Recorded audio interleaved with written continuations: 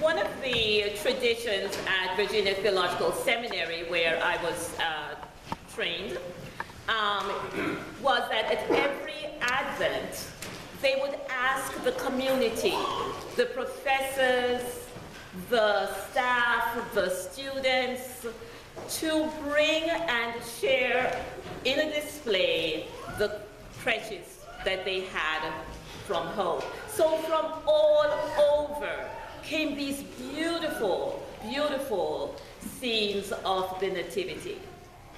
We had ones made out of wood, some made out of glass, some made out of clay.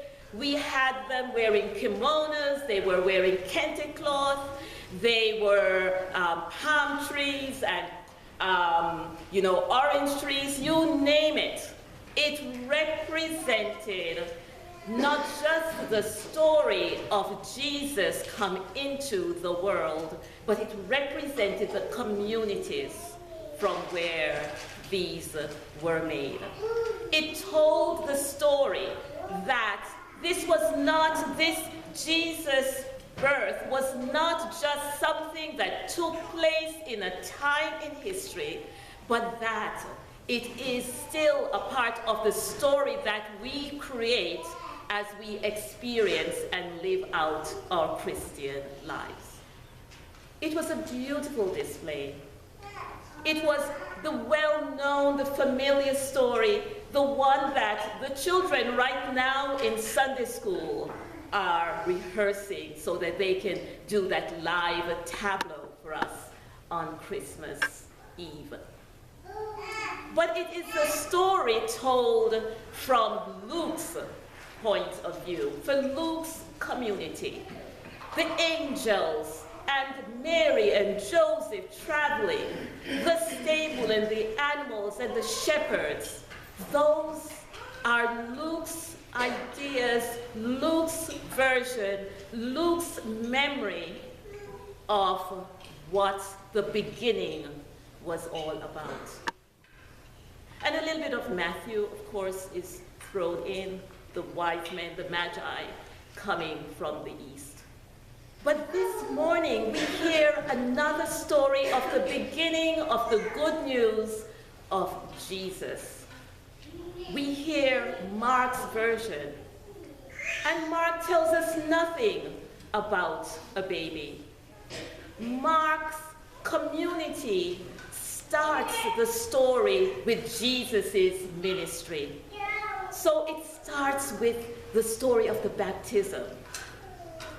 This is what's important to that community, the fact that Jesus came to work amongst us, to tell the stories about his Father's love, that Jesus came to heal, that Jesus came to save and redeem and forgive, that Jesus died on the cross, that Jesus rose from the dead. And like Father Christopher told us last week, Mark's gospel is the shortest gospel. Mark is one of those writers that just gets you moving from one scene to the next, just all the way through. And Mark leaves us hanging in the end so that we say, what's next? Where is the sequel? Well, behold, here is the sequel. We are living into the story of the beginning of the good news of Jesus come into our world. Jesus is still coming into our world. Jesus is here, Jesus is around us, and through our ministries, through our work of outreach, we tell that story about Jesus being here. You know, for the last many weeks, we have heard stories from you about what this church means, this faith community, how you participate in it, whether it's the choir or on the altar or as ushers, whether you are preparing for the worship as, the altar guild for the flowers, whether you come up and you read the stories about Jesus and about God's work amongst his people. Whether you go out into the mission field, today we are going to gather in the parish hall after this service, and we're going to wrap those gifts that you so generously gave for the Adopt a Family program. And later on, the Mission Center is going to celebrate Christmas with the guests that we serve there. There is work to be done. There is Jesus in our midst, and we continue to weave our story, our lives, our experience into the story of Jesus here, Jesus come into our world. And then we have to ask ourselves the question about what that story looks like again and again. We have to ask ourselves, how do we participate in being a herald of the good news, as John the Baptist was? How do we help those valleys to be raised up and those hills to be leveled so that justice is there for all? How do we proclaim this good news? How do we support our church, the ministries, the mission, our life as disciples? And so I am inviting John Stone to come up and to share with you some other ways that you can prayerfully think about how we live out this life of Jesus amongst us.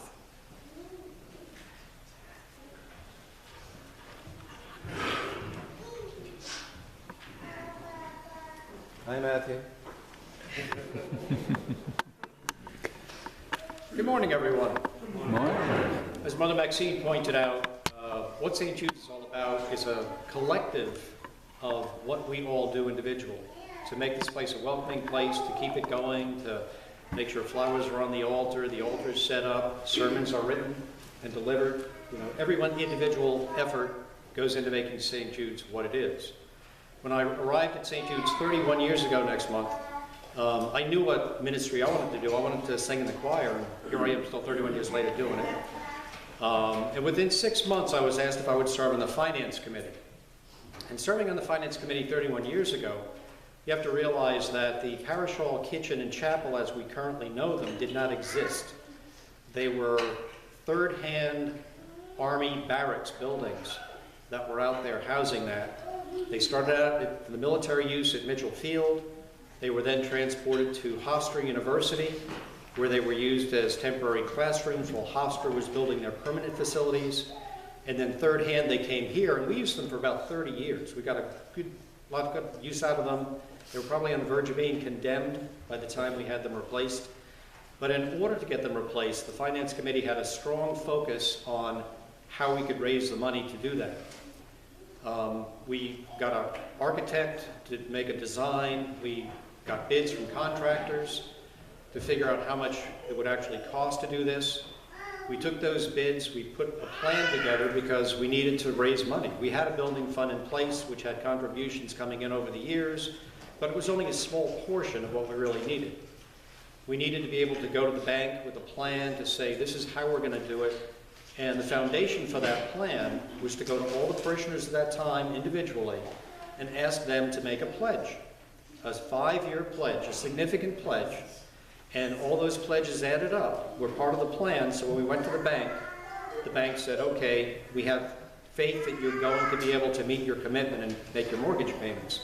And here we are 31 years later, and we've done that. And we've been successful. And of the roughly $1 million, a little over $1 million it cost to build what you see out there, I think there's about $150,000 left, which in today's economy is not a heck of a lot. Every year at this time, the vestry goes through a similar process of figuring out what expenses we're probably going to incur next year, what kind of programs we want to put in place, and how are we going to meet those programs financially. So it's the same thing. We're coming back to the community and asking everyone to make a pledge for 2018 of what they're going to give to the church in support of that budget. I ask everyone, I'm not here to tell you what to pledge, but I ask each of you to give it consideration, commensurate with how you feel about St. Jude's and its programs, and to fill out this card and hand it in so the vestry can then make firm financial decisions about what they want to do. I think that's it. So thank you very much for your time. And fill these out, and you can either put them in the plate next week. If you have it with you, put it in the plate this week. You can leave it in Rhonda Bruce's mailbox, since she's the one collating the results. And for those who have already handed them in, thank you very much.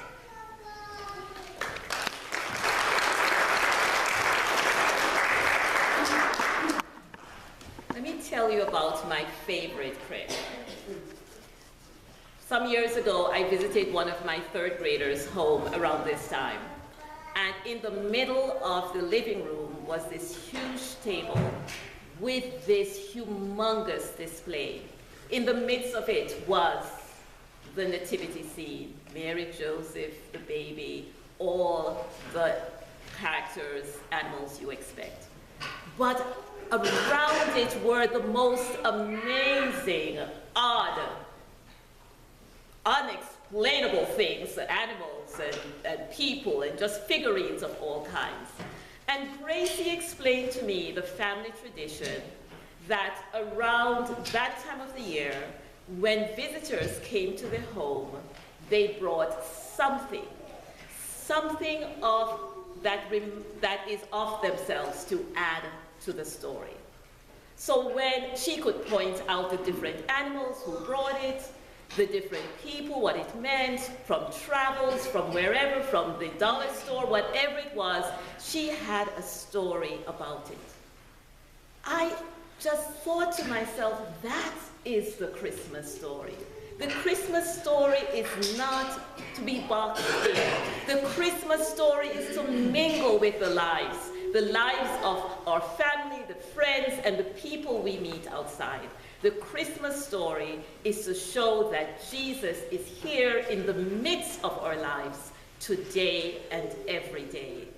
And so let us prayerfully think about the ways that we can support and carry out God's goodness to us in this place as a people of faith. Amen. Amen.